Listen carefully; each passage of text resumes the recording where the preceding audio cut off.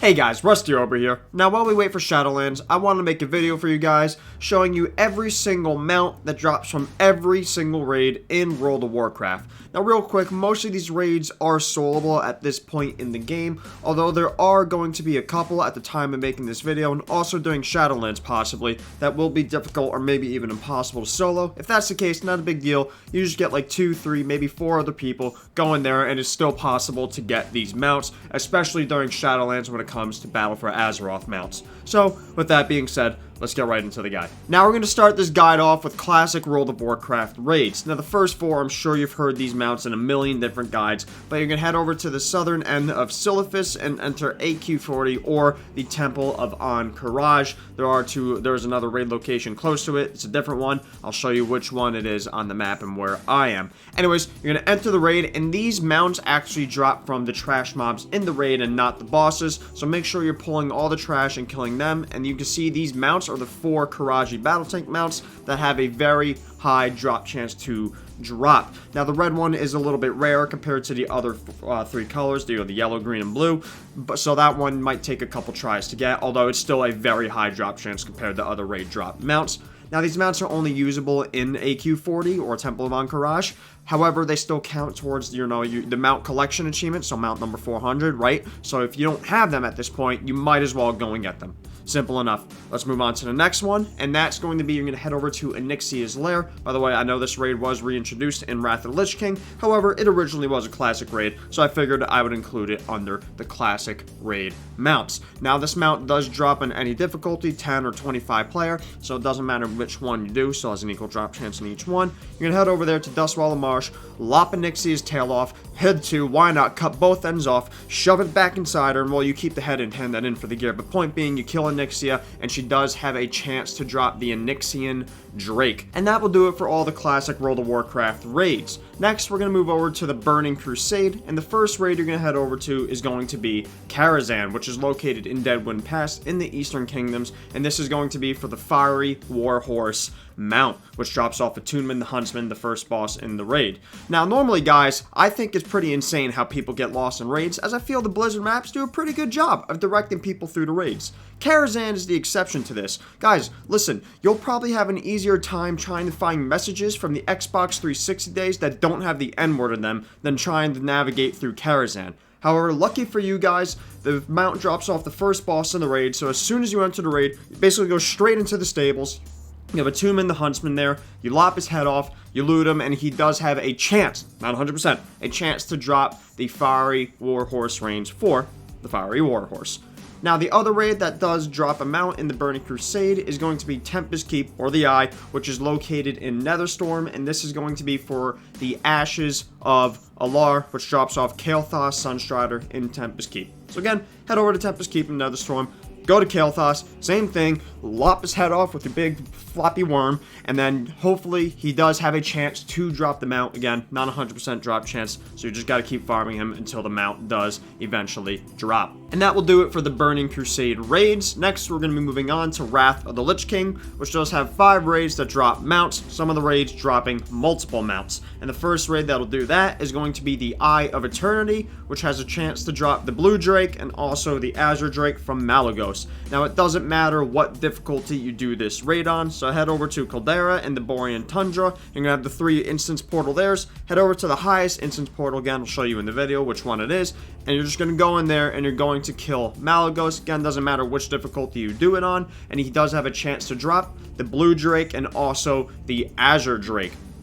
Now, the next raid is going to be the Obsidian Sanctum. Now, this raid drops the Black Drake and also the Twilight Drake. Now, these mounts work a little bit differently. They are both 100% drop chances. One drops from 10 player, one drops from 25 player. Black Drake being 10 player, Twilight Drake being 25 player. So you're going to head inside the Obsidian Sanctum, which is located under Wyrmrest Temple in Dragonblight. You're going to have the little crack in the ground. You fly through, and under it you have the raid entrance. Again, I'll show you in the video where that is. Now, as soon as you enter the raid, you can look at the upper levels of the raid, and you're going to have the 3 purple Twilight Drakes. Do not kill those Twilight Drakes.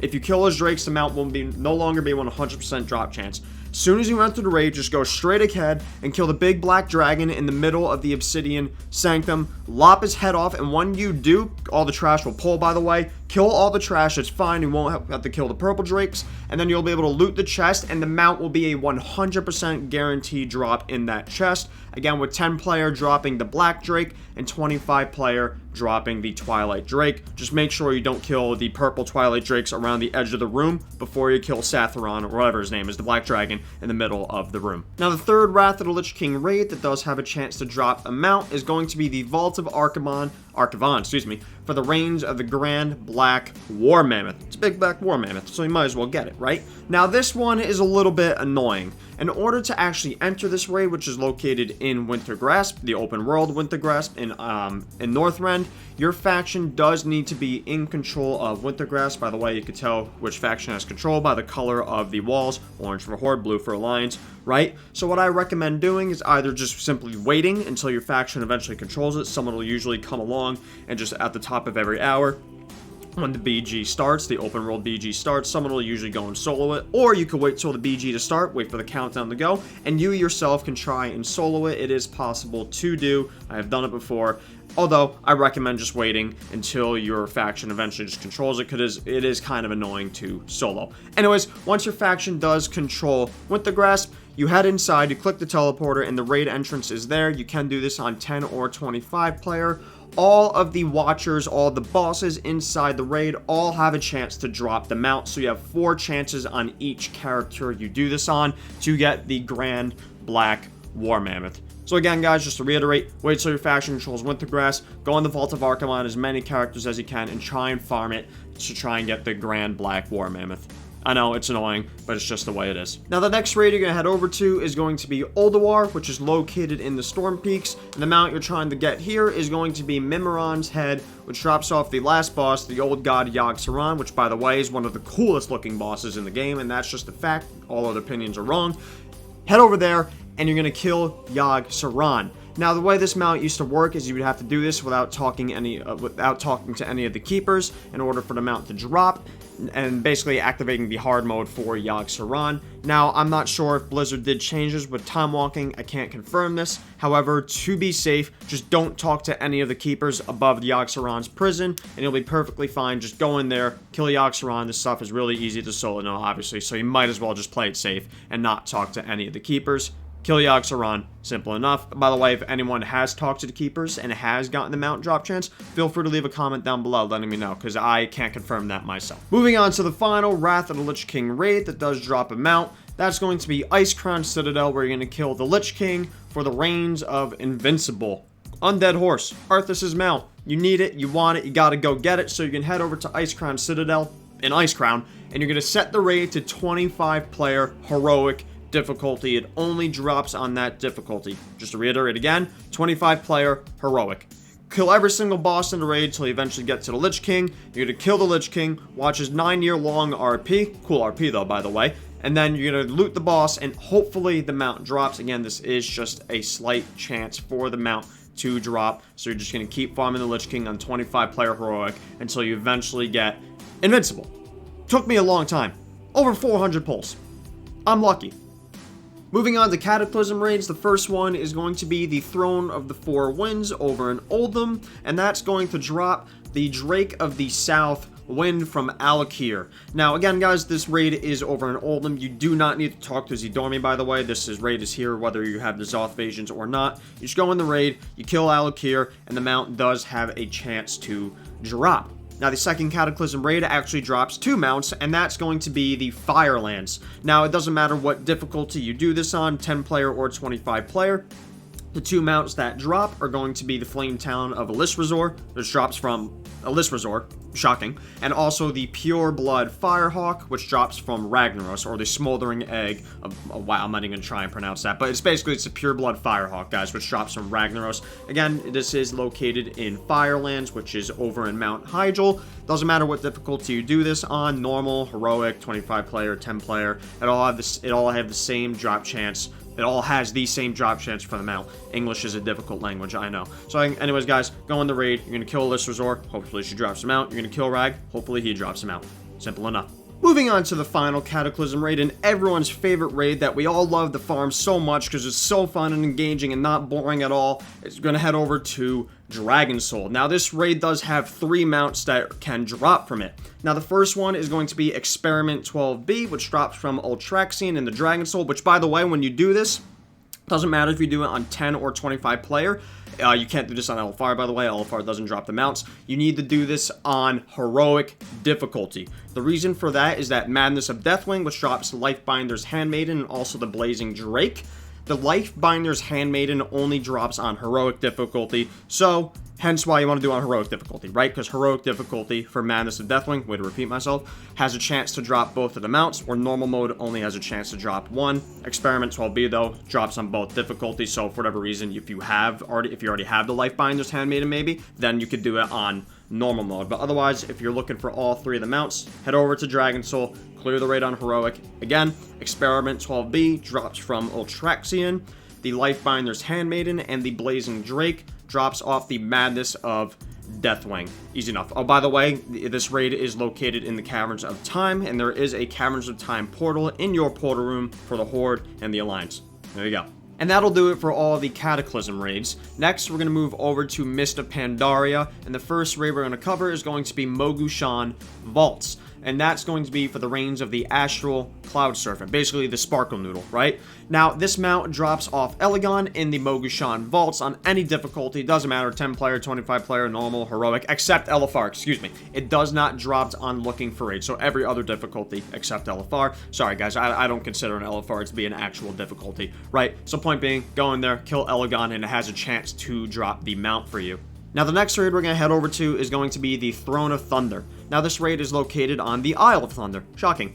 Now, you could do this on any difficulty again, except LFR. These mounts do not drop on Looking for Raid difficulty. These mounts you're going to be going after is going to be the Spawn of Horridon, from Horridon. Wow. And the Clutch of Ji-kun, from Ji-kun. Creativity at its finest. Anyways, guys, point being, Horridon is going to be the 2nd boss in the raid, Ji-kun being the 6th boss, so if you want, you could stop there unless you're farming for Transmog. Just be aware if you're doing Ji-kun with players from Ragnaros, they might try and ninja loot them out from you. Now, the next raid we're going to head over to is going to be the Siege of Orgrimmar. Now, in order to see the entrance for Siege of Orgrimmar, if you're in the Vale of Eternal Blossoms, when the Zoth invasions are unlocked and up, you need to go and talk to Z Dormy up by the Seat of Knowledge. I'll show you where she is in the video, and revert the zone back to pre-Zoth invasions. Essentially, you should see all that black Shaw stuff with the giant beam coming up in the middle, and then the raid entrance will be right under there. And again, you need to set this raid difficulty to Mythic, and the mount you're going for here is going to be the Kor'kron Juggernaut, which in my opinion is one of the coolest looking mounts in the game. Now, this raid definitely doesn't take forever to clear at all, right? Point being, guys, this raid does take a little bit, it does take a while to clear, even though it's really easy to do. It's just kind of the nature of the raid. You do need to clear the entire raid on Mythic difficulty until you get to, in my opinion, the best War Chief ever, and also probably the best character in World of Warcraft ever made, and that's going to be Garrosh Hellscream. The mount does drop off Mythic Garrosh. You kill him, and hopefully he has a chance to drop the mount so you can stop farming this godforsaken raid. It's fun while it was current. It was a good raid while it was current. But, oh my god, I hate farming it now. And that'll do it for Mist of Pandaria. Now we're going to head over to Warlords of Draenor, which only has 2 raids that drop bosses, which is Blackhand and Archimonde. Now, these 2 bosses, if you're a freshly capped character during the Shadowlands pre-patch, which is when this video has come out, you might struggle a little bit with these bosses. Mainly Archimonde, maybe not so much Blackhand. If that's the case, either get more gear, right? Just normal Ny'alotha gear, plus you have the catch-up gear from the Scourge invasion coming soon, or just get someone to come and help you. Also, if you're doing this during Shadowlands systems and gear should make these raids a complete joke to farm. Now, let's hold it over to Black Rock Foundry. You're going to set the raid difficulty to Mythic, and the mount you're going for here is going to be the Ironhoof Destroyer, which does drop off Mythic Blackhand. Now, most people, again, should be able to solo him no problem. Even with World Quest gear, you should be okay soloing Mythic Blackhand. Now, the final raid we're going to head over to for Warlords, yep, only 2 raids in Warlords, and that's going to be Hellfire Citadel for the Felsteel Annihilator, which drops off Mythic Archimonde the Defiler, the last boss in the raid. Now, again, same thing as Blackhand. For a freshly capped character, you might struggle with Mythic Archimonde a little bit.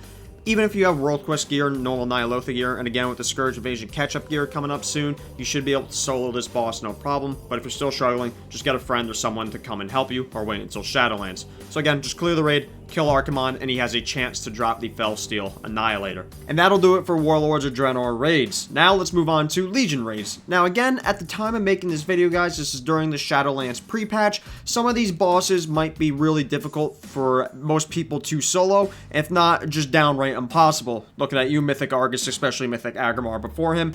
What I recommend doing, guys, is usually, as of right now, a bunch of groups doing, and the group finder that are doing like Mythic Argus, for example, Mythic Gul'dan. If you're struggling to solo those bosses, even with a couple friends, you can make a group in the group finder, and there's usually groups that will go run and do that for the mount. And during Shadowlands, most of these bosses should be much easier to solo. However, some of them might still be a little bit difficult, although with a couple friends, I'm sure you'll have no problem clearing them. So with that being said, let's just get right into it. The first raid we're going to be looking at is going to be the Nighthold. Now, this raid has two mounts that drop. One is the Felblaze Infernal, one is the Hellfire Infernal. You know, the green one and the red one. Now, these both drop from Gul'dan. Now, the green one, the Felblaze Infernal, drops on all difficulties, normal, heroic, and mythic, so you can run all three difficulties every single week for a chance at the green one dropping. Now, the red one only drops from Mythic Gul'dan, so if you want the red one, you have to do Mythic Gul'dan, but again, at the time of making this video, Mythic Gul'dan is fairly difficult to solo right now,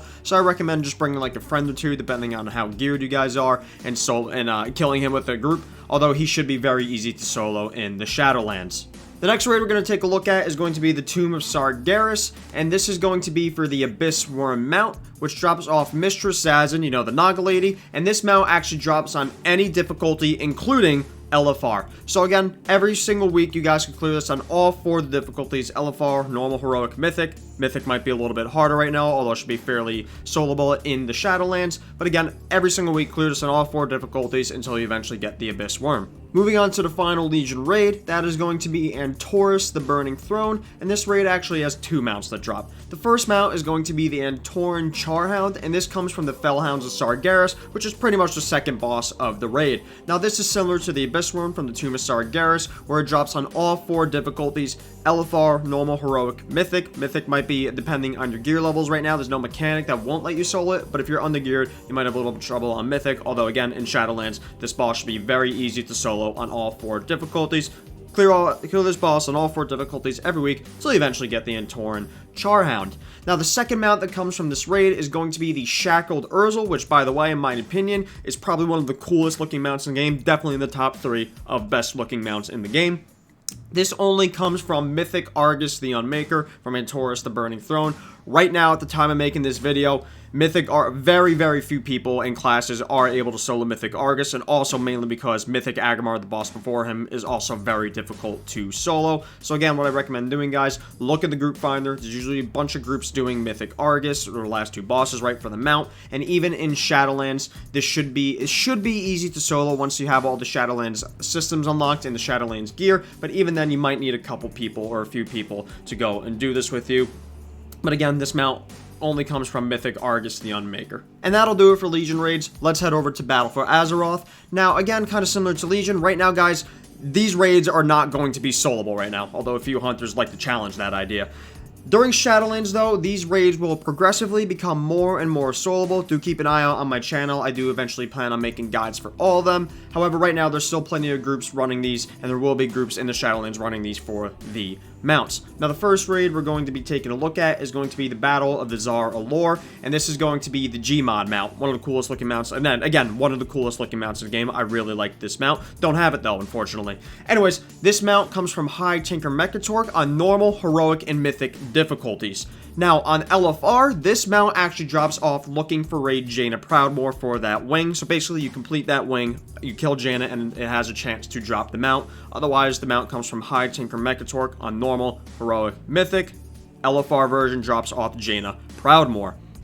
Now, the second mount that comes from this raid actually drops from Mythic Jaina Proudmoore, and that's going to be the Glacial Tidestorm, which is pretty much Jaina Proudmoore's Tide Elemental. Even during Shadowlands, even with good gear, I don't think this boss is going to be soloable, so I recommend just forming a group in the group finder and farming Mythic Jaina until you eventually get the mount. However, if you're watching this during the Shadowlands pre-patch, this mount is still a 100% drop chance, and Mythic Jaina is incredibly puggable right now. So if you're watching this during the Shadowlands pre-patch, guys, take advantage of that and go and pug Mythic Jaina right now. She is very easy to do with the cheese strat, which, by the way, I do have a guide on my channel if you want to go watch that. Moving on to the final raid for Battle for Azeroth, and also for this video, that's going to be Ny'alotha the Waking City. Now, at the time of making this video, there are two mounts that come from this raid. The first one is going to be the Uncorrupted Voidwing, and this comes from Heroic N'Zoth. This is a 100% drop chance during the Shadowlands pre-patch, guys. As soon as Shadowlands launches, not only is this mount is not even being reduced to a 1% drop chance, it's just being deleted from the friggin' game. So if you're watching this video during the Shadowlands pre-patch, go do Heroic N'Zoth right now while this mount is still obtainable. But if you're watching this after the Shadowlands pre-patch and you don't have the Uncorrupted Voidwing, I'm sorry, you missed out. This mount will be removed from the game at Shadowlands launch. The second mount that comes from this raid, though, is going to be the Ny'alotha Allseer, and this drops from Mythic N'Zoth.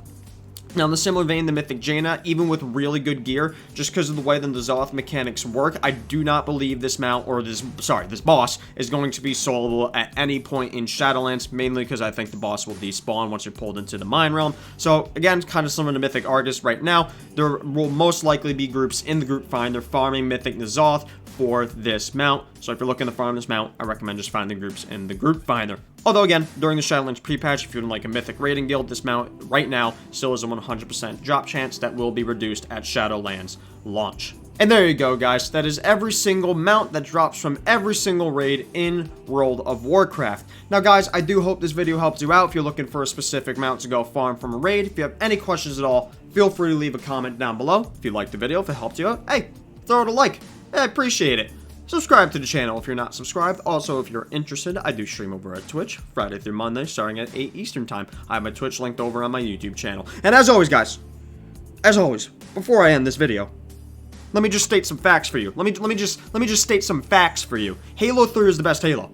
That'll be all. Until next time, guys. Bye-bye.